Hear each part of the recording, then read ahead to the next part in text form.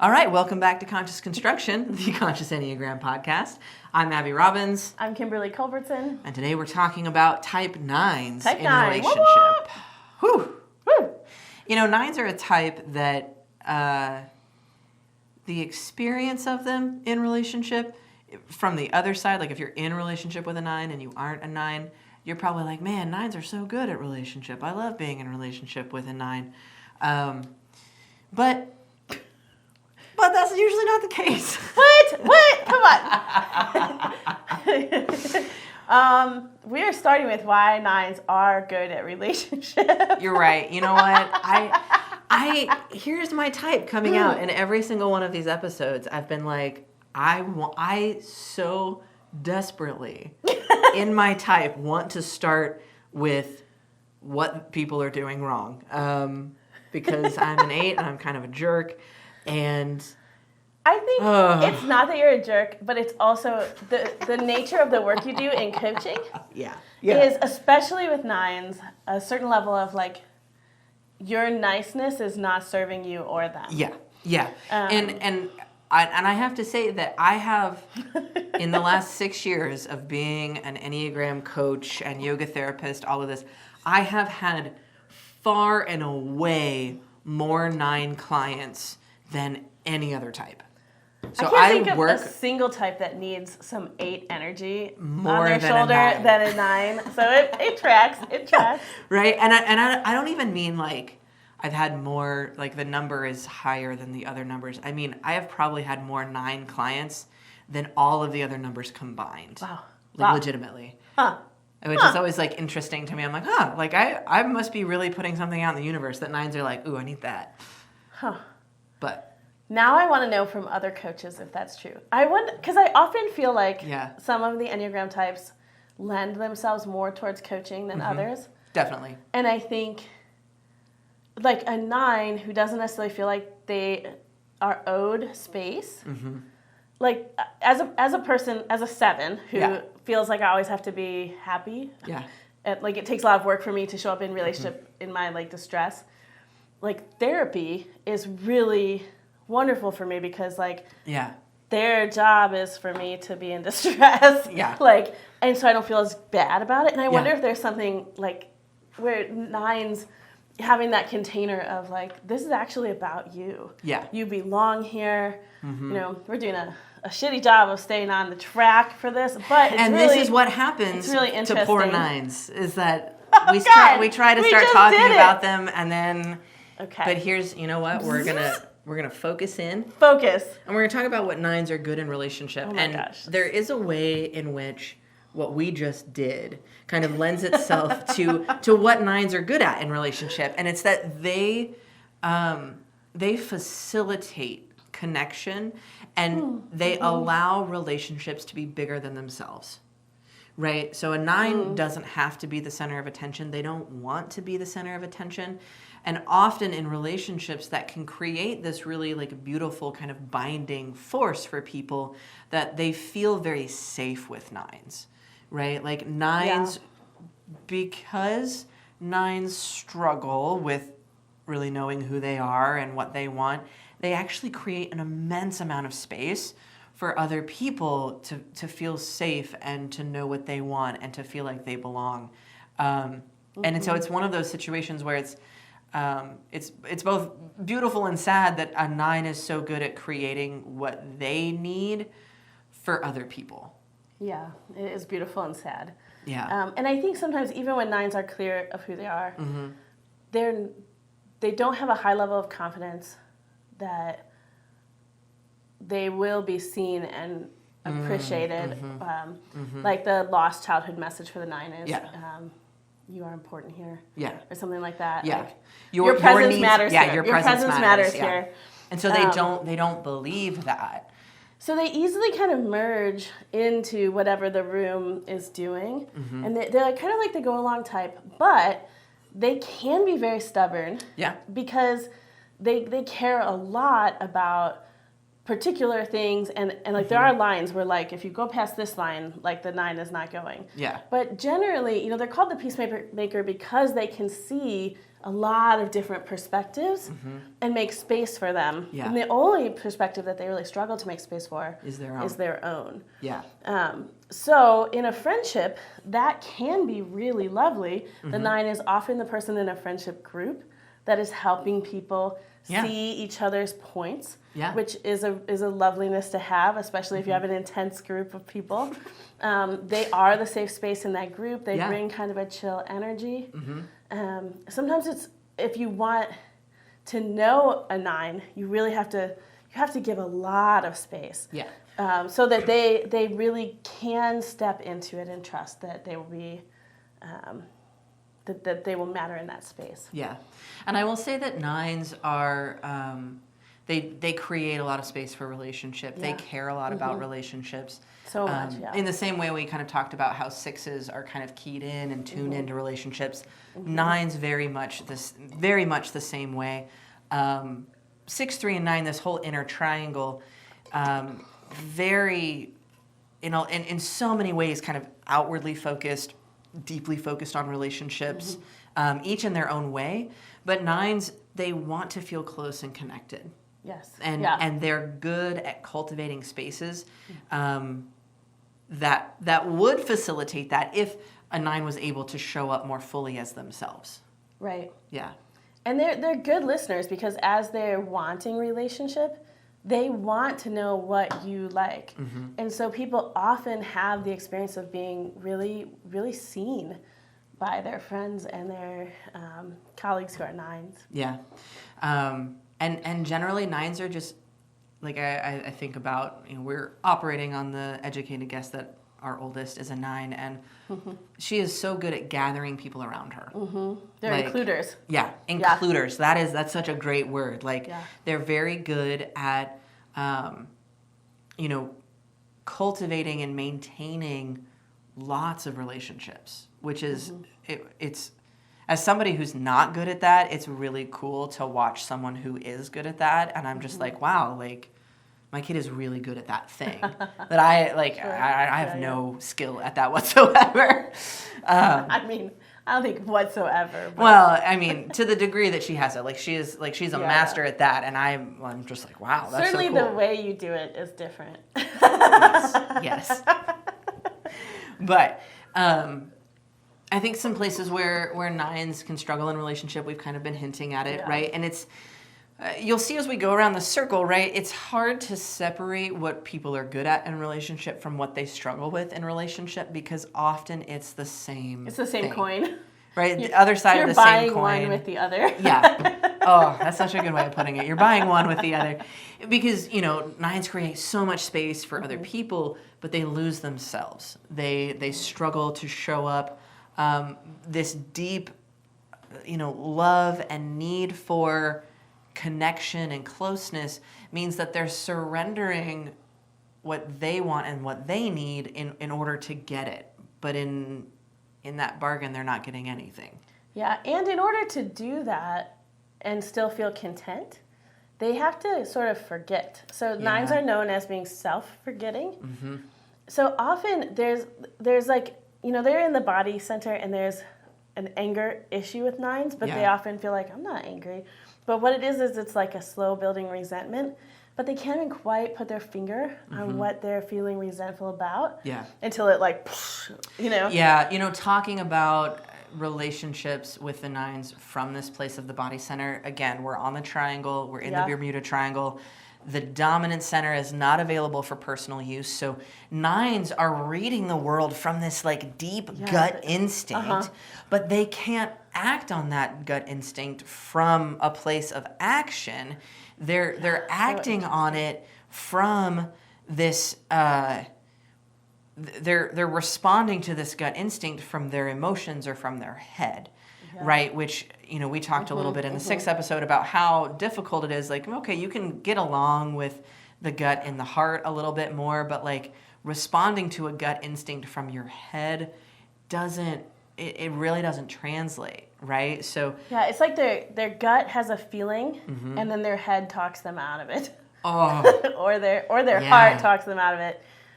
because they're like, but I really don't want to rock the boat. And it's not just for the other person. They also don't want to disturb their inner peace in order to address the inequality in their connections. Yeah. And so they're like, is it worth it? And they kind of land on no. Yeah. And they blow it away. And you go into that self-forgetting. Yeah. But that builds over time, and it can cause harm. And it can also make it so that the people who love you the most don't really get to know you. Yeah. And that is a bummer for them. They want to know you. Yeah. You know, talking about to the body center and this anger and kind of the self-forgetting piece, there's this really interesting piece for 9s that I don't hear enough people talking about. And Peter O'Hanrahan and the narrative tradition talk about this a little bit. I think Russ Hudson touches on it a little bit too, is this idea of like the 9s being what we call double boundaried.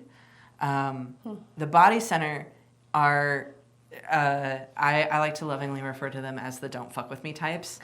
These are types that like they kind of create their whole world so that they're not being messed with, right? They don't want to be messed with. They don't want to be like they're working with control.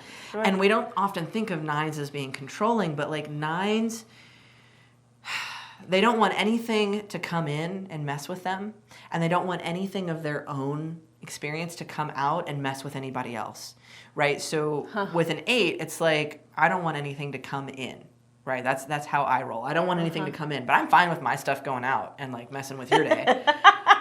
1s are like, you can come in and mess with me, that's fine, but like, I don't want any of my stuff to come out and mess with you, right? Like, so 9s are really locked, or 1s are really locked down, really rigid, and 9s, they spend so much energy making sure that nothing from the outside is coming in and nothing from the inside is going out. And so when we think about 9s and we talk about, their sin is sloth or whatever, and that they're lazy or what, it's like, no.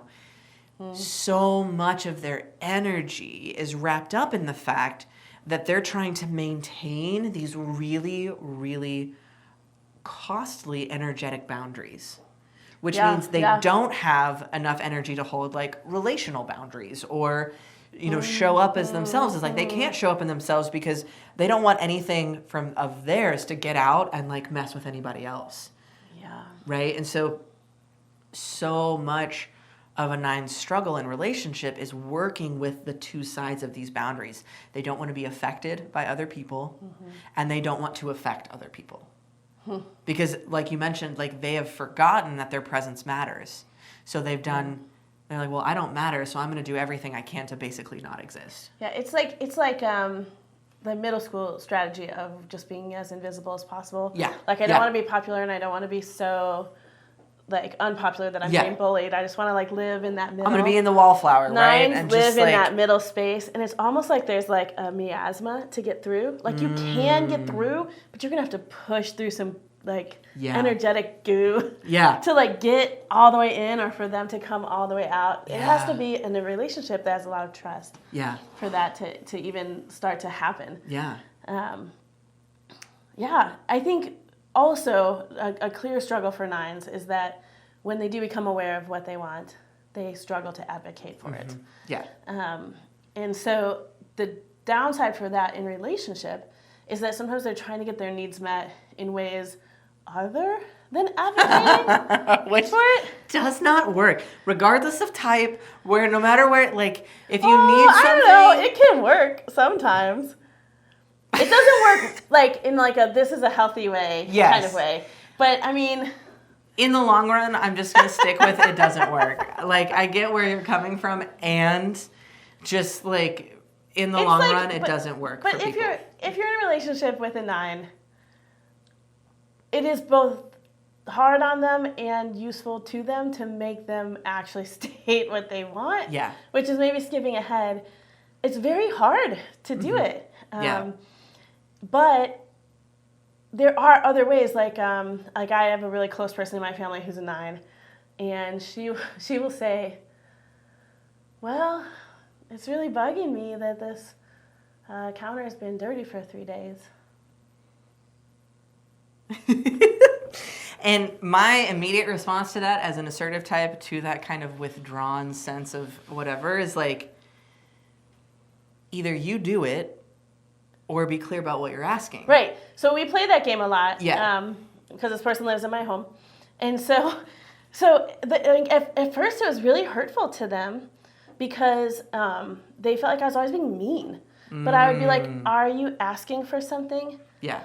Are you trying to tell me something? Mm-hmm. But like, they don't want to come out and say, I'm frustrated with you.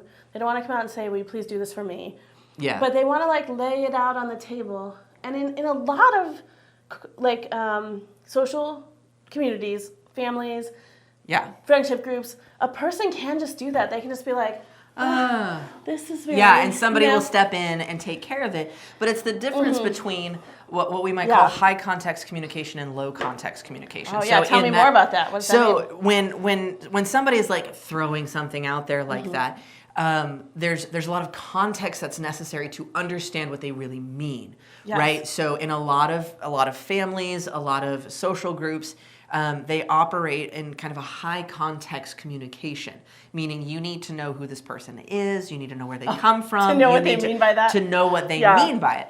Versus a low context communication, which generally assertive types are more comfortable with. I would say 3s can vibe on both because they are also very heart-centered. They're so tuned into the context. They're so tuned into the context, right? But there are types, 7s, 8s, 5s, not super tuned into the context. And that kind of high context communication can be really frustrating.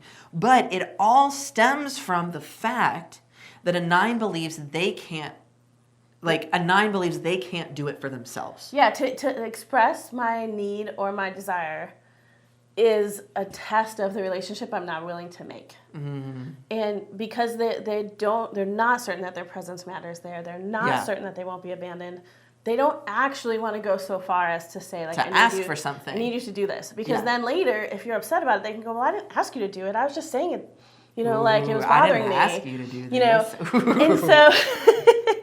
That's such a strong pattern with the 9s. Yes. But I think it even goes a step farther back from that. It's not necessarily just stemming from the fact that they can't ask for what they need. The root of it, right? So this whole like taking in the world from their gut and then not being able to respond from their gut.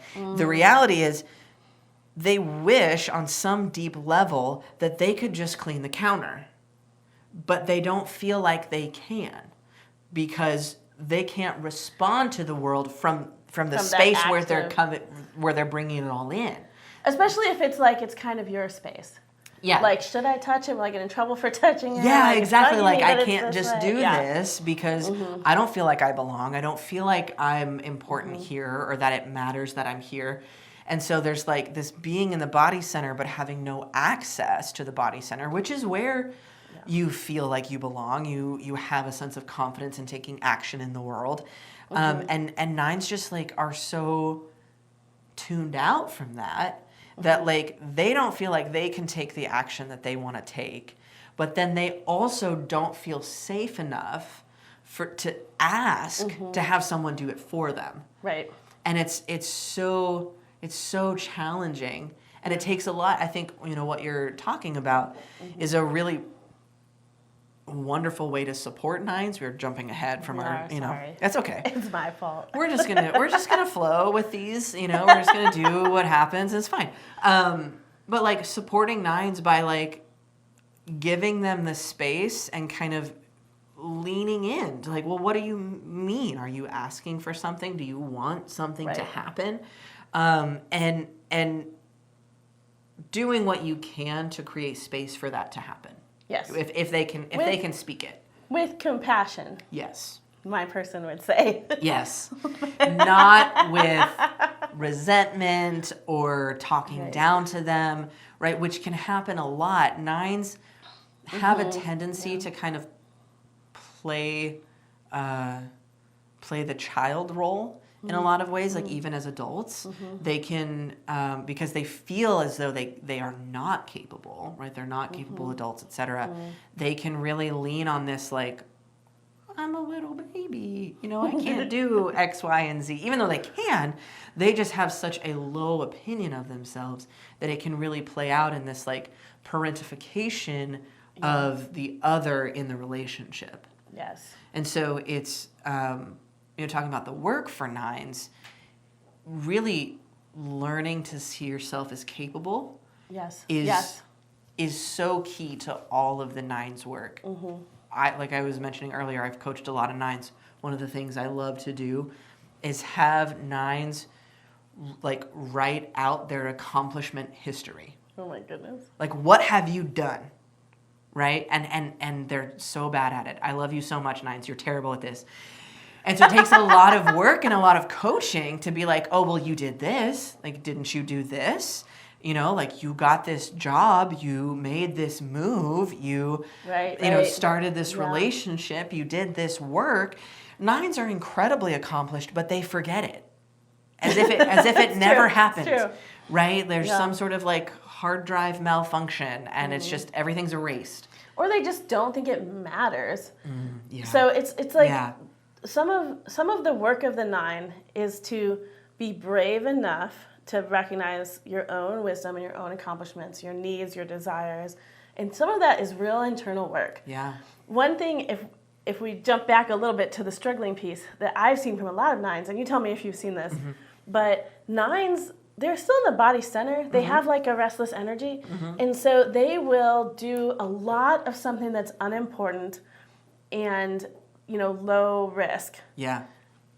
To avoid doing something that's really important and high risk. So I think about 9s who spend a lot of time in like certain gaming circles or they're really into a particular thing and they're doing a lot of that thing, but they're avoiding something that might cost them relationally, but that avoidance will eventually cost them. Yeah. And so some of the work for the 9 is to put aside the less important thing that maybe by default is more enjoyable. Yeah. There are a lot of things I would rather do than any hard conversation. Yeah, absolutely. But, to put aside those things and start with the hard conversation with yourself to say, what do I like?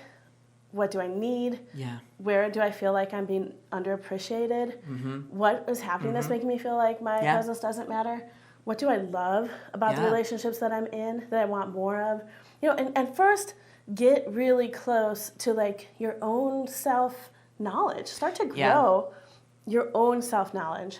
And then the way that we can support that work is by pointing out what we're seeing and even asking, it seems like you're really energized by this. Yeah.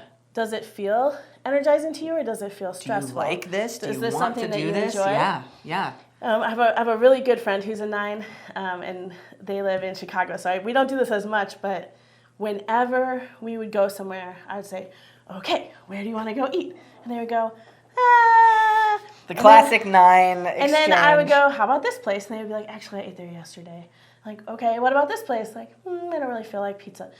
So I would be my little assertive heart would be like, God damn it! Yeah, just pick a place. So I started playing this game. This was before I really knew Enneagram. Yeah. But I would play, what sounds better to you, Italian or Southwestern? And they'd go Southwestern. Okay, what sounds better to you, Southwestern or this? And I would have them find ways to zero in on what they want. And it would help them get there. Yeah. We play a similar game in my house. First of all, that's great because it does. 9s are not great at knowing what they want, but they are really good at knowing what they don't want. That is so true. That's so a whole word. So we'll do a thing, and this works for all withdrawn types, which there are a couple in my household, which we have to do some work around everybody. But the where do you want to eat, what do you want to eat thing plays out, or what do you want to do, what have you. As an assertive type, I'm always well, there's this, and there's this, and there's this, and there's this. And then the withdrawn type's no. And so I've started taking on the practice of I will offer 2, maybe 3 things. 2 is where I like to settle. And then I'll say, well, I've offered 2 things. What 2 things would you like to offer? And really just leave the space open for... okay, you've said 2 things that you don't want. Can you tell me something you do want? Right, yeah. Right, which undoubtedly takes more work for a 9, but if you feel capable of handing them that and then giving them the space, they're going to come back with something that they actually want, and then you can usually jive with that. Yeah. And then it's giving them the message through your action that you do care what they want. What they want is important to you. Yeah. They do matter in this equation. Yeah, exactly. So we've kind of talked about like how we can support nines. We've talked about, the work that nines have to do. One thing that, we kind of touched on, but I really wanted to circle back to is this idea of priorities. Nines are generally really bad at priorities. They can't really put one thing over another. And that's, because they don't think that what they think or do or feel matters. And so really encouraging nines, when I coach nines, I often ask them to set out their priorities, and like we'll spend weeks upon weeks getting to, okay, what are your priorities? What is number one for you in your life, right? Like what is the most important thing, and everything else has to fall in line behind that. And that's hard work. That's really hard work for nines, but it's so, so worth it. So if you're in relationship with nines, really supporting, asking what their priorities are. Is this in line with your priorities? Yeah. Right? We talk about like, understanding your values and like, okay, is it in line with your values? Is it a priority? These are things that nines will not do on their own, but can be really encouraged to do. Like if you want to be supportive to a nine as well. Sure. Yeah. And I think along the same lines, nines classically have a hard time saying no to a request. And so if you are in a relationship with a nine, you probably know this. Don't be a dick. First of all, like seriously, I feel don't take advantage. Like with anybody who's in the, nines are withdrawing type, but still a fairly compliant personality. Yeah. But I always say this around compliant types, like if you're managing, because I work in the workplace a lot, if you're managing a person that is a compliant type, don't use that to your advantage in a way that's harmful to them. Like don't. Because with a nine, it will run out, and it will run out. And it won't end well. Something that you can do when you're making a request and you know that your person has a hard time saying no is you can check in first around bandwidth. Like you can say, do you have space this week to hear about something I'm going through? Or do you have enough space? Like how many hours of space would you have to put towards an extra project? And then say, I was wondering if you'd be able to do this and build a container for them. If you can't, I really want you to say no. Yeah. Because that supports them in being able to grow that muscle for saying no when they need to. Yeah. And if you really are caring for them, obviously we have an interactive friendship. When we're in a relationship, we're taking and we're giving theoretically all the time. It's not bad to ask for help. We want all the types to ask for help as needed. But when we're working with someone who has a hard time saying no, then we want to care for them and recognize that and not overuse it. Yeah. Yeah. Oh, good stuff. I think that pretty much wraps it up for our time on nines. Woo! Yeah. Thank you all so much for watching. Be sure to drop a comment down below. Don't forget to hit like and subscribe. Nines, if you're out there, let us know how we did. What did we get right? What did we miss? Tell us what's up. We're going to have a workshop coming up at the end of this season. Be on the lookout for information on that. You can get that information at consciousenneagram.com. Sign up for the newsletter. Sign up for the newsletter. The email list is the first thing that's going to pop up on the website. Also, if you're liking these videos and you want to support the podcast and the channel and the work that we're doing, you can become a patron over on patreon.com/consciousconstruction or Conscious Enneagram. I don't remember. Link is down below. I should probably know that one. We do have some fun things coming on the Patreon. Yeah, so if you want to get in on some of those fun things, yes, just every little bit helps. Yeah. Awesome. Thank you all so much for watching, and we'll see y'all in the next one. Cheers.